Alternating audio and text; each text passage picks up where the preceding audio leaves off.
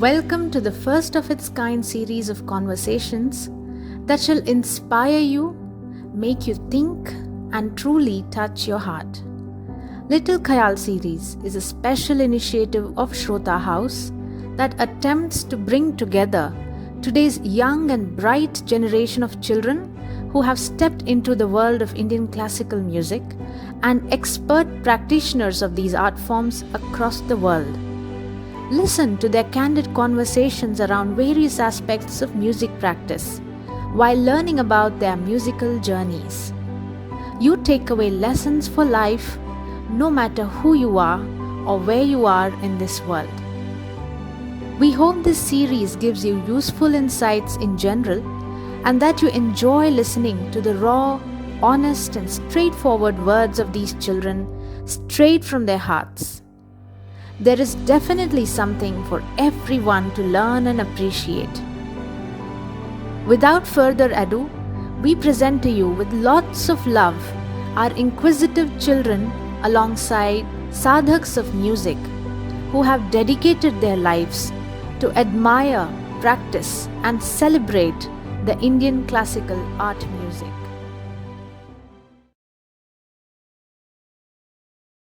Welcome to episode 7 of Little Khayal series. Today, Master Anay Gadre shall be conversing with Sri Dhananjay Hegde, who is an Indian classical vocalist, performer, guru, and a practitioner of Hindustani Shastriya Sangeet.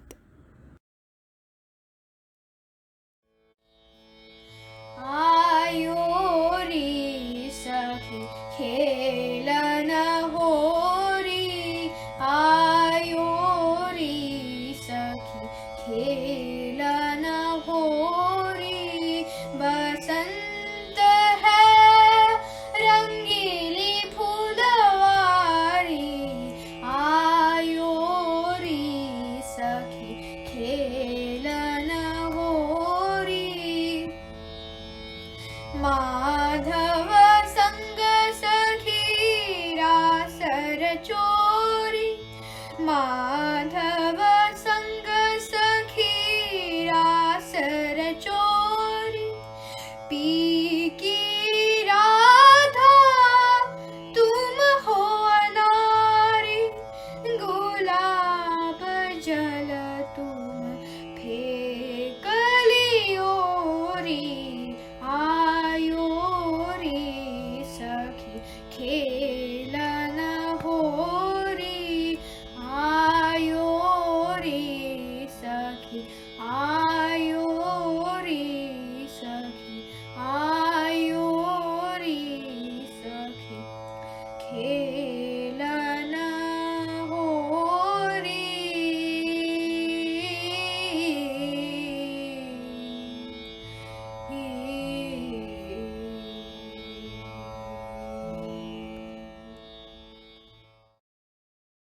Hello, my name is Anay Gadre. I am 10 years old and live in Melbourne, Australia. I am a student of Avirat Nand Music School, which is founded by Dr. Rebati Kamath and is based in Pune, Maharashtra. I have been taking lessons via Skype from my teacher Suchita Paranspe. So today I have this unique opportunity to have a conversation with Dhananjay Dada, and I am grateful to Shrota House for giving me this experience. Namaskar. Thank you, Anay, and thank you, Shrota House, for inviting me for this wonderful Little Khayal series.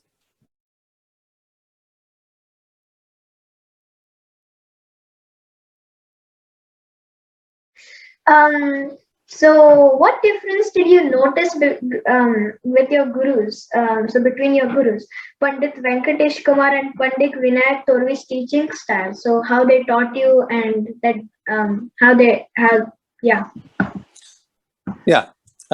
See, actually, I started learning from my mother in the initial stage, Srimati Gita Hegde. She was my first teacher. My father, Sri G.S. Hegde, is a tabla player, as well as he is the one who is the root cause for the music in our family, because my father is a die-hard Indian classical music fan. So because of him, he was into music since his college days. So he got my mother to learn music. Then when I came, then I also started learning music from my mother. Then after a certain point of time, we moved to because my father was working in a bank, so it was a transferable job from one place to other.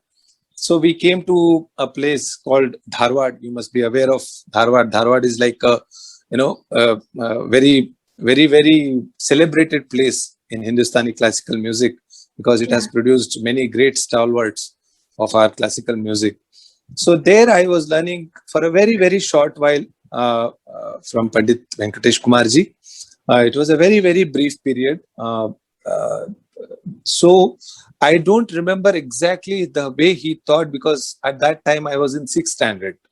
So maybe 2 years elder to what you are now. So I don't remember. I remember the rag I learned from him. I learned Multani from him. So it was a very brief period of around 6 months. We were in that place and we were shifted to Bangalore. So when we were shifted to Bangalore, there I started learning from Pandit Vinayak Turviji. And since 1989, now it's almost 32 years, I have been learning from Pandit Vinayak Turviji. Regarding Turviji, I would like to say that he is one of the best thinkers in Indian classical music, in Hindustani classical music. He is a very good thinker about the classical, how a performance should be shaped. And the way he taught me, it was very much, very, very deep way of teaching, going into each and every minute details of the rag, the tal, the performance, the voice projection, the modulations you have to make while singing. Everything was very, very, very deep. It was not just, just brushing the things. No, it was very deep way of teaching. And what had happened because you are very young, and because I was into music by this time, like you are, because I started learning at the age of 4 from my mother. So since I was a child prodigy, I had already made my name when I was 11 or 12. People knew me in all over Karnataka that he is a child prodigy. He sings very well.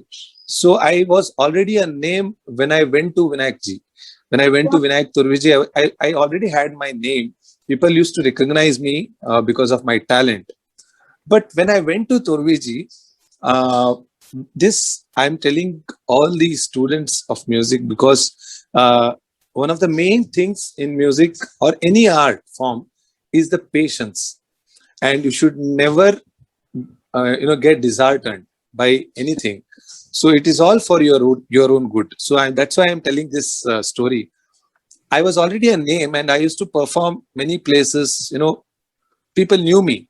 So when I went to Vinayakji, the one of the first conditions he put forth was that I should stop giving concerts.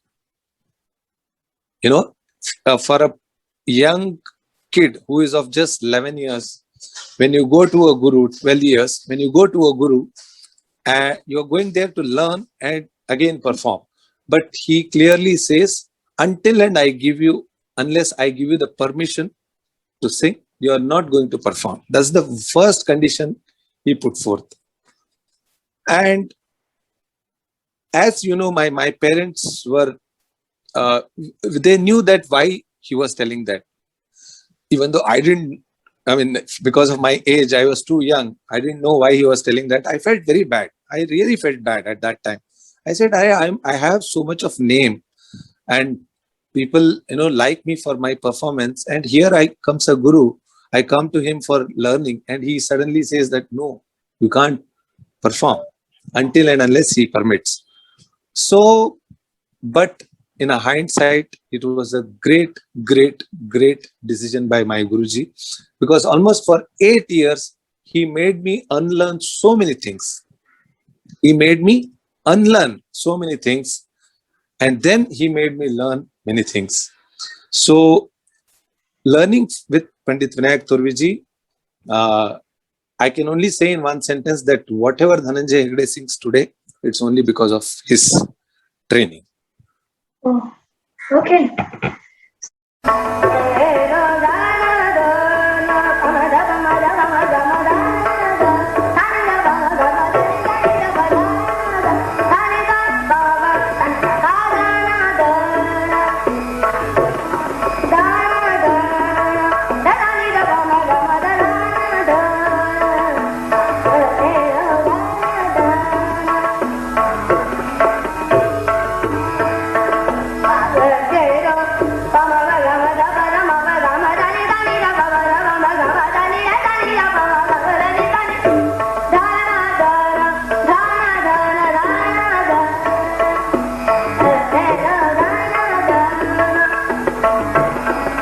So I've heard.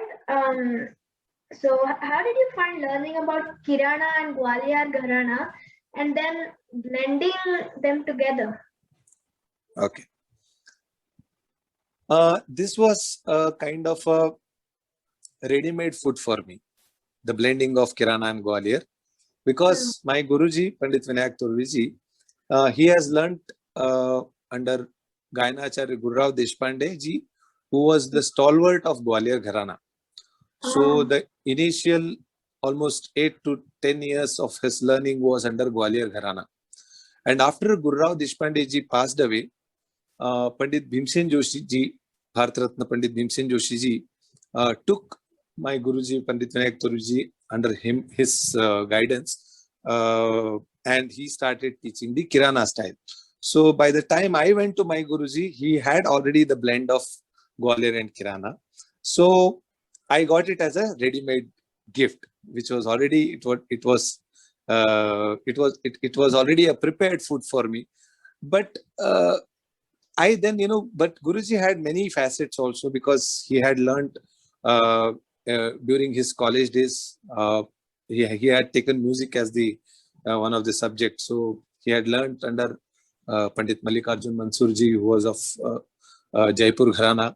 Then he had learnt under Basora Rajguruji, who had Patiala Gharana influence.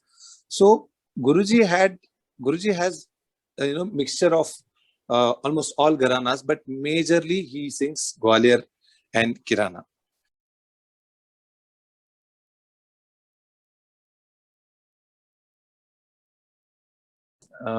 Especially from Vinayak ji, because I speak mainly about him because the most of the time I have spent with him as a student. Two things that I have learned from him. The first one is to enjoy food. I was a very bad eater. So I never used to, I used to eat very fast and I didn't enjoy the food. So that's one thing that Guruji has taught, because Guruji is a very good cook. So he is very particular about the taste and everything. So that's one thing which I have learned from him, to enjoy the taste and enjoy the food. The second thing is what I learned from him is, how to behave in public. As a musician, we have a lot of responsibility that how we conduct ourselves in public. Whether how you talk in public, how you present yourself, how you behave in terms of your routine, everything, when you are dealing with public, especially when you are dealing with your own fans or your well-wishers.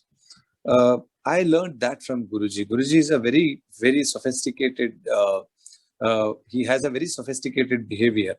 It's even though he's a person from the old generation, he has a very sophisticated behavior. So that's the another thing which I have learned from Guruji. I would like to ask you, Anai, one question. Yeah. How did you come to music? Was it because of your interest you showed, or because of your parents thought that, some art form you should learn? Well, I know I started learning music by the age of 5 or 6. Good. So before I moved to India, I was living here in Australia, and my mom was also learning music. So after she came from practice, I was trying to sing, but not so successful. So then, when we moved to India, they found Aviratnath Music School, which is my mother's teacher, Dr. Revati Kamat. So then I started learning from Suchita Paranspe, and I was enjoying the classes. It was right after school, so I was very happy and I didn't protest at all. Lovely, lovely. Yeah. Good to know about this.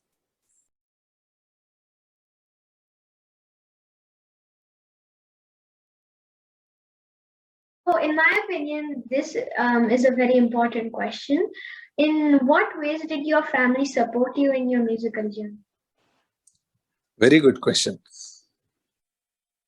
To make a career in any field, not just music, family support is the main thing. Because until your family supports you during your struggling period, during your initial period, you cannot go ahead in your career. That's very, very important. Family support, without family support, nothing happens. Because, for example, I'll say in my own example, my parents were completely into music. They knew nothing except music. For them, even today, my parents are now, my father is 70 and my mother is 65. For them, they don't know anything. They don't know anything else. They have, for example, I'll tell you one, it's not a story, it's a fact. My parents have not gone to a movie theater since I was born. Now I'm 42.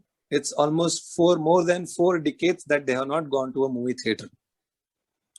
It's that much of dedication only into music. So that kind of dedication from my parents has brought me to this stage. They went to a movie when I was 6 months old. Okay, that was the last movie they saw, and during the film I cried. So they thought that it disturbs others also, and so that was the last day they saw a movie. And since 42 years, they have not gone to any movie. They have not watched also. I mean, in the TV they might have watched 1 or 2, but not going to. So that kind of dedication my parents had for my career or my music. So I always feel that to become a musician, you need 3 things. One is family support, obviously, that's the first thing. Second is a very, very good guru. You should have a very good guru to guide you, to show you the pathway, that how you should move in the music field. So you should have a good guru. That is the second. The third is your own hard work. If you have these 3 things, then it becomes much easier to progress in the field and make a career in music. Yeah. I'm very proud that your mother and your father, in spite being in a country other than India, they are making you to learn Indian classical music. That's very, very important, and I really want to congratulate your parents for doing that.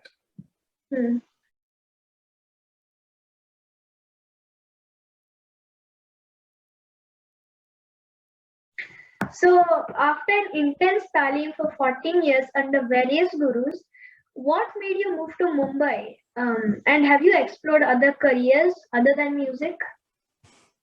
It's a very good question. Yes, I moved to Mumbai in 2003, and I used to work in a bank because of my shifting to Mumbai. Was the main reason was music itself, not anything else. So my bank, I used to work for Karnataka Bank. It's a private bank in India. So I used to work for that, and I had requested them that you please post me to Mumbai. so that uh, I can explore my career. I can explore music here in Bombay, because Bombay is a very, very, very vibrant city. In last now it's 18 years that I am here now. I can very easily say that I don't think so there is any other city which is as vibrant as Mumbai, in any aspect, not just music, in any aspect. So I worked for a bank almost for 15 years till 2018, including a post of a branch manager where I was heading the entire branch. So I was working in a bank. Then after 15 years, I felt it's very difficult to put your two legs in two boats and to sail. It's quite difficult. So then I was thinking, then I thought that no, music is something that is written in my destiny, not the bank. So I should continue music, because it's very difficult to be in a competitive job and to pursue music also. It's very difficult to have both, but somehow I managed it for 15 years. But then one day I felt that I should take, I should decide that one thing I should continue and give my entire life to it. So that's why I left the job, and since last 4 years, I'm completely into music now. Okay.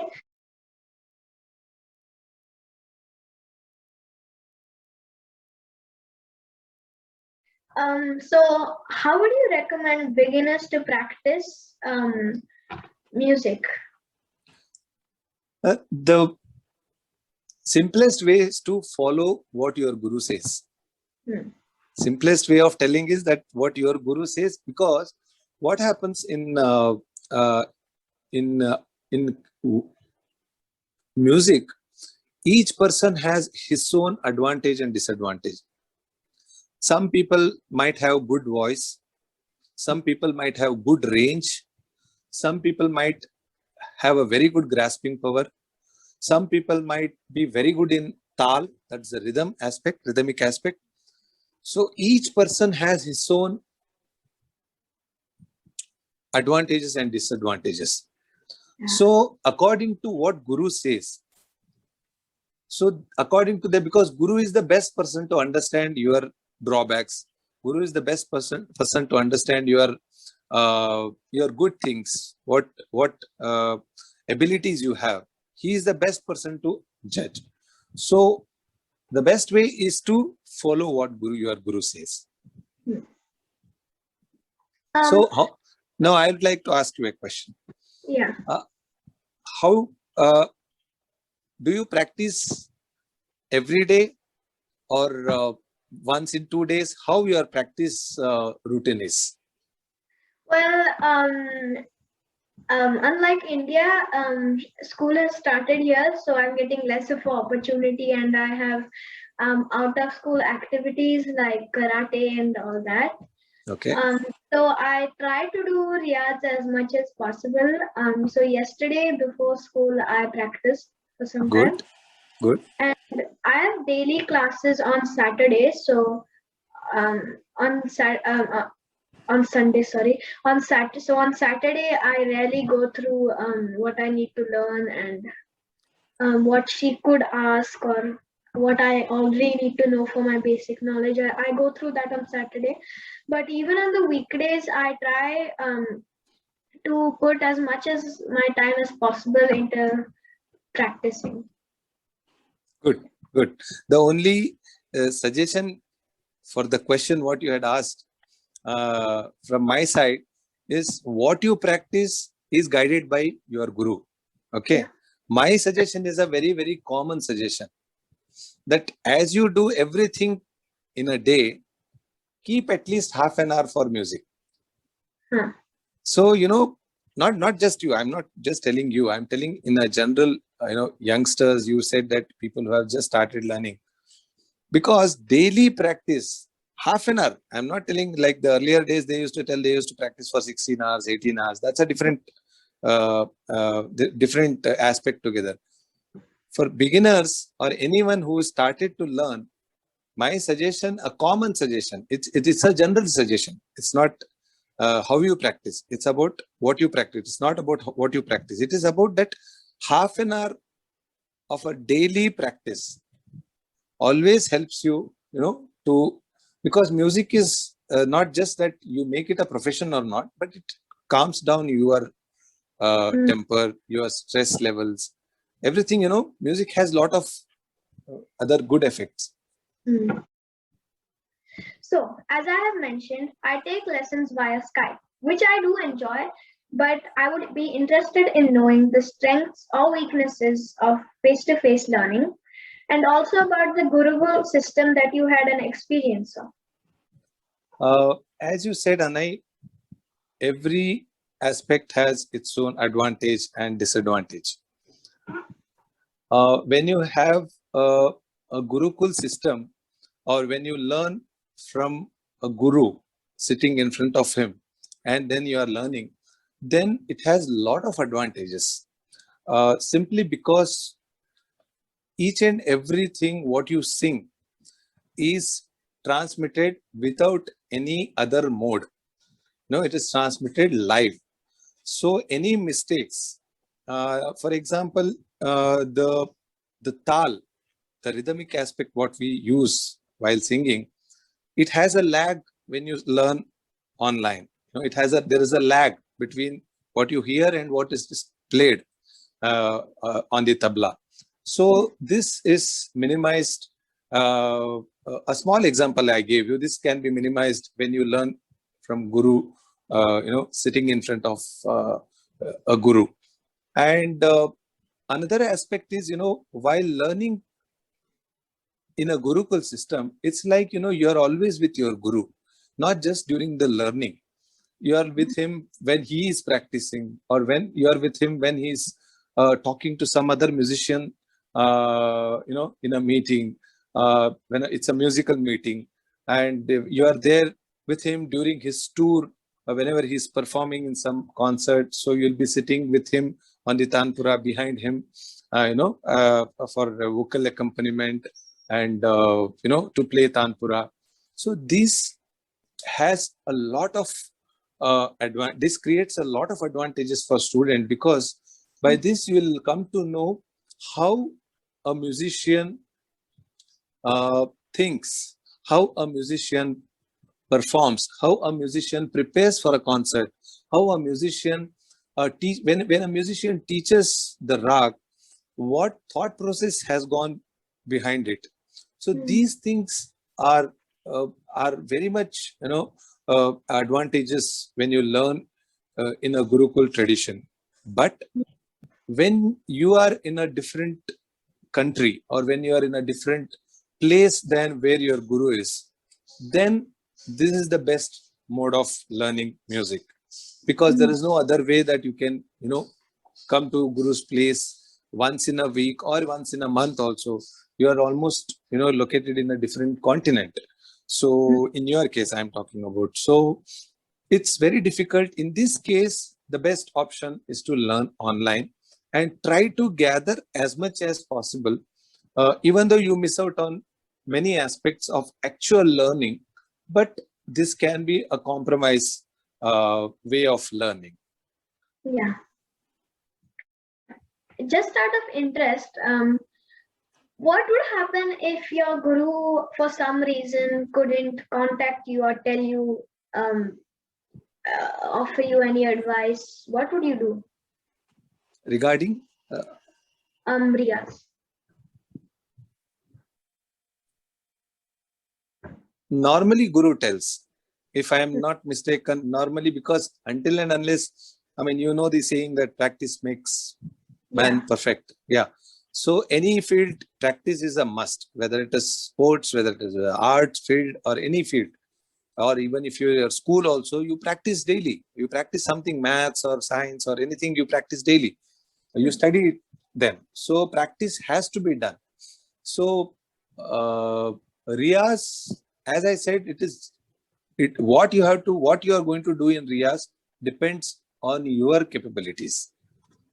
Depending on what your guru has taught. Like suppose For example, suppose your guru has taught a rag, and she has taught a bandish. So you can just take that rag, sing that rag alap, and repeat the alap twice, thrice, so that it becomes part of you. The rag becomes part of you, and then you sing the bandish. Bandish also, you should get it by heart. So you repeat the bandish for 3, 4 times, 5 times, get the words, without looking at the books. You should start singing the bandish.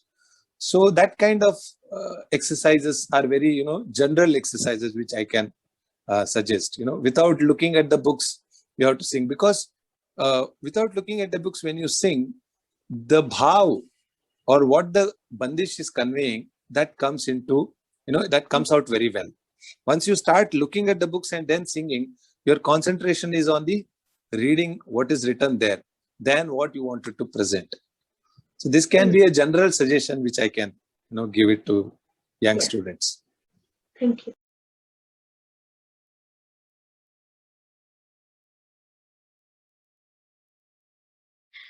So just outside the musical field, what type of student did your teachers consider you at school? I was an average student. I won't say that I was a very good student or a very bad student.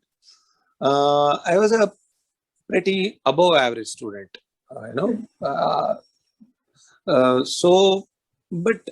happened, since my childhood, music always had the preference.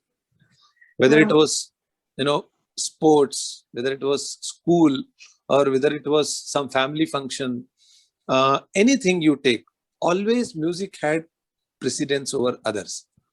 That was the thing in my life. I always considered music, because I remember having missed many school trips because I had to accompany my Guruji for his concert. So I missed many my school trips. I have a very few set of my school friends even now, very few, because their way of life was different and my way of life was different, because I was completely devoted to music. I mean, I'm not saying that I didn't go at all. I went to many school trips, but I missed as many trips also to, attend Guruji's concert, or, some other, my own concert, or some other work of, related to music, or maybe a scholarship interview for music, such kind of things, but as a student, I was always, I was very passionate about music. I never accepted anyone, even in the school also, even the teachers, if they tell something, little negative about my passion, I used to get irritated. I always felt that no, music is something which I can't, if someone insults it, or if someone talks very light or makes very light comment about it, I never took it, in a, I took it in a very, very, I used to get very angry. And I still remember an incident, because you are in a school, I would like to share this with you. I think I was in, if I'm not mistaken, 12th. 12th or, first year degree college. One teacher commented that, oh, Dhananjay, you're always into music. What will you do in future?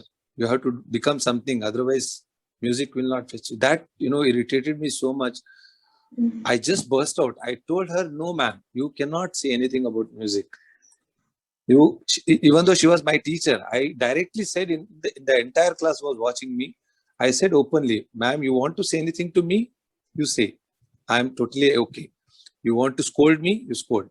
But nothing, no negative comments or wrong comments about my music. I just bursted out to her. Then I was reprimanded. I was called to principal cabin. All these things happened. But I'm not telling you to do this, but I'm just telling my experience. So, how do you feel? How do you feel as a student when you go to school and people know that you sing also? because you're in a different country and the school gatherings and all happen. So do they ask you to sing sometimes in Australia? Well, at school, I've only told like I have many friends, but I've only told one or two friends that I do Indian classical music. Good. So I think I haven't um I haven't performed any songs, but I in India when I was in year one in India with your high school, not high school. When the teacher went outside to do something, she just asked me to sing a little song. Because at that time, I had my classes going, and yeah, so I sang the song and until she came back. Yeah. Good. You might get an opportunity in Australia also. You don't know. You're too Yeah. young now. Yeah.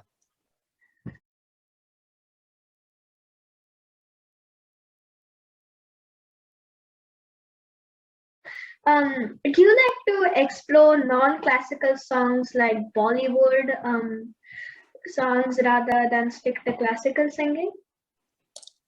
I would not go behind it, but I would definitely, if it comes to me, then I will. If it suits, my kind of style, I cannot. Uh, I don't mind accepting the fact that we cannot sing like how they sing, because they have a lot of modulations, the false notes, the false voice, the chest voice, head voice, so many things they have. So those things are not naturally, they don't come naturally to us, because we always sing in a full throated. And as you know, that I belong to a gharana which is, Kirana and Gwalior. My guru has a very robust voice. His guru, Bhimsenji, had a very robust voice. So the way we sing classical music is completely different from the way film songs are sung. But if something good comes, I will never shy away from it. But I will not go behind, to a music director or someone who is in film industry to say that, no, I want to sing it. No, that's not my cup of tea.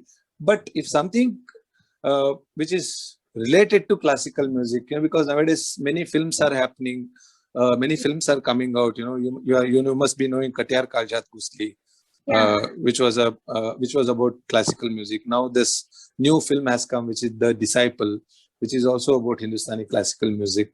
So such kind of films, they come, or even in a normal film, if there is something which is related to classical music, like Alabela Sajana, you must be aware in Rag Ahir Bhairav. That bandish is used in a film which Ustad Rashid Khan Sahab has sung it in the film also. So such kind of opportunities, if they come, then definitely I will explore. I was just thinking, I once listened to Mahesh Kai's one of his songs. So at that time I was just listening, like I couldn't feel anything beside me. I didn't know how the time went by. I was just listening, and at the end it was like already late. So have you ever felt that while listening to someone else's music? Oh, definitely. There are some music. See, there are thousands, lakhs together musicians are there. But there are only some musicians whose music, makes us to forget the world. That is, as a music student, we should think why it is like that. Even though there are so many musicians, only few musicians' music makes us to think like that. I feel the main reason is, I always tell this to my students also, that you should never think, or you should never see what is going to be sung. You should see how the thing is sung. Whatever has to be sung, a phrase, maybe a phrase, maybe a rag, maybe a bandish, maybe a abhang, maybe any bhajan, maybe a bhajan.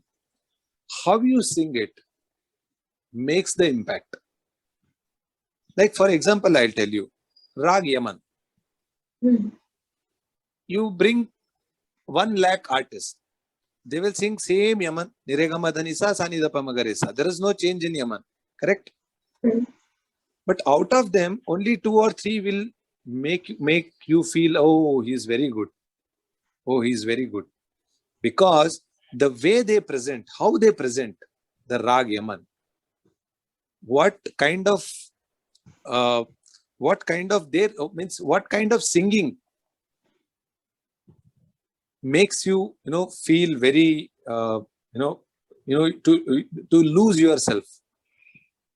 So what you sing, according to me, is not that important as how you sing, because how you sing is more important, because that creates that kind of feeling what you had. Because you heard Mahesh Kale singing, he must have sung so well that made you to transport you to some other world. So that might have been, that has happened to me also many times when I listen to Bhimsen ji, when I listen to Pandit Ulhas Kashalkar ji, when I listen to my own Guruji, Pandit Vinayak Turve ji, many times it has happened. Yeah. So what is your favorite rag, and can you give us a glimpse of why it's your favorite rag? Yeah, there are many rags which I like, but rags like Yaman, Rag Bhup, then Ramkali, Todi. All these are my favorite ragas.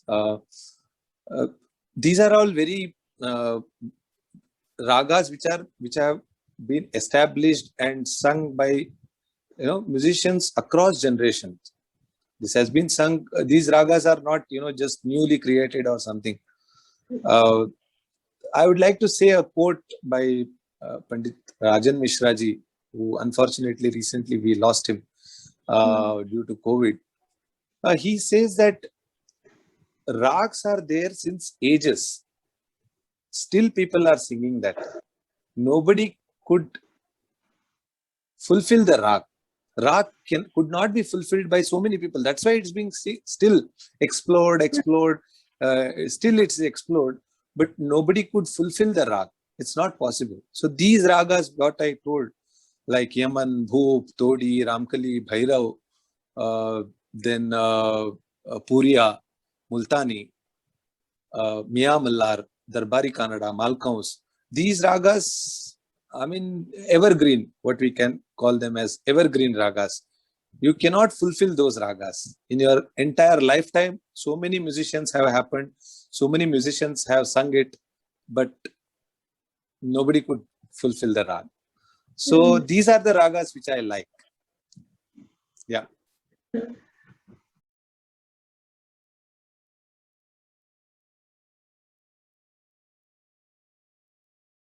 So, in your opinion, what was your most memorable performance? And can you please share some memories with us? How it went, how do you think it went? Sure. It's my personal opinion that for any Hindustani classical musician, one of the best performance stage or the platform is Savai Gandharv Bhimsen Mahotsav in Pune. Any musician you ask, they will give you the same answer, because I feel that stage has some kind of a spiritual place. That is one stage which has that spirit, that vibrancy. When you go to the stage, you feel that, oh, you are coming somewhere which is very where people, the stalwarts of Indian classical music have performed there, and it was founded by none other than my Dada Guru, Pandit Bharat Ratna, Pandit Bhimsen Joshi ji.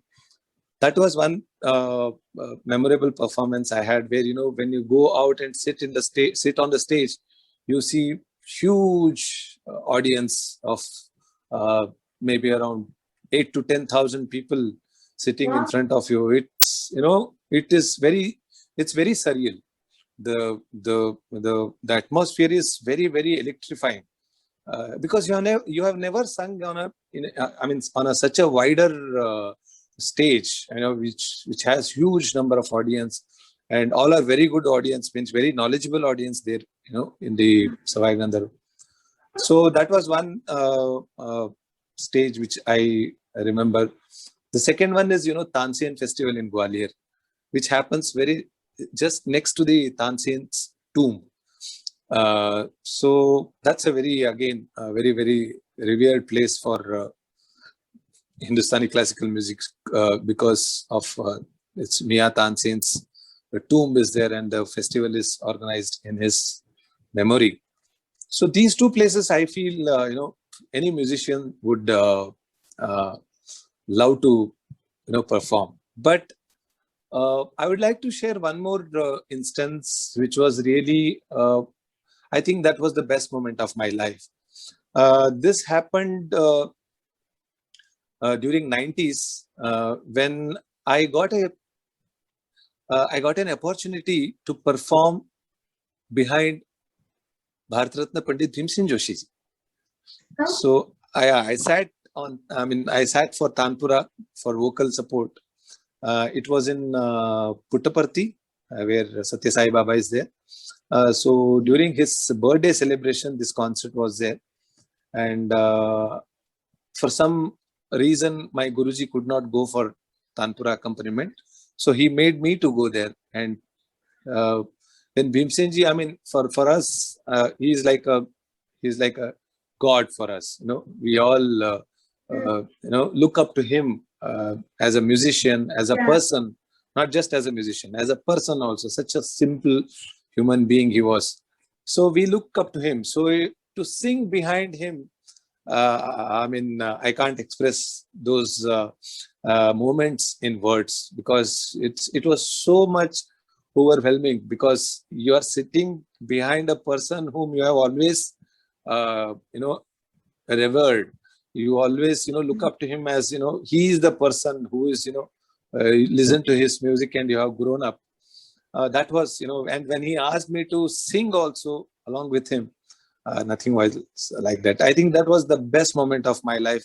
I think even in future also, any number of awards may come to me, any number of big stages I might sing, but that was the best moment of my life. That's a very interesting story. And finally, what is your favorite place to perform on stage? Yeah, place to perform, as I have already told you in the earlier this one. Those two are definitely the ones any musician would look forward to. Apart from, there are many. I have a bit different take about this. There are many hinterland towns in India. Small places. They may not be big places like Calcutta or Bombay or Delhi or Bangalore. Yeah, these places have their own importance, but there are small places, rural areas sometimes, where you have very good listeners. Sometimes when you have very good listeners, it's a challenge for a musician to perform, because they have heard good music for a long time. Sometimes they know the music very well, so they can immediately tell you that if you make some mistakes, they have the audacity to tell you, because they have that good ear they have. So there are many places, rural areas, you have many places where I have performed, where I felt, they are not very big cities, or may not have, a good place to stay, or, a kind of a airport connectivity or anything. But music wise, they are very, very, very good places, because they have a very good where they have very good listeners, and sometimes you get some musicians also, they come to concert and listen. That kind of experiences keep happening sometimes during your career. Hmm. So I would like to ask you, which rag now you are learning? Well, right. I was just learning about Desarag. Wow, very good. Yeah. Very good. And I learned a bandish in that. Okay. So Which is your favorite rag? Desarag. This rag. Is it good? Yeah. Maybe Durga Rag, but Okay. So how many rags you have learned now? Do you remember? well, right now I'm learning Vrundavani Sarang. Okay. So Bhoop, a little bit of Malkaus, Okay. Ades, Durga, Bhimpalas. I think, yeah, maybe one or two more, but I think for now. Yeah. Good. Because Good. when I came back from India, for this period of time, I didn't have any classes. So after some time, they figured out how to do Skype, and then it all started from here. Good. Don't worry. You are too young now. You have a great future. You have a long life to cover whatever has missed out in that small period. Don't worry. Mm. Okay. Thank you so much. Thank you. Thank you.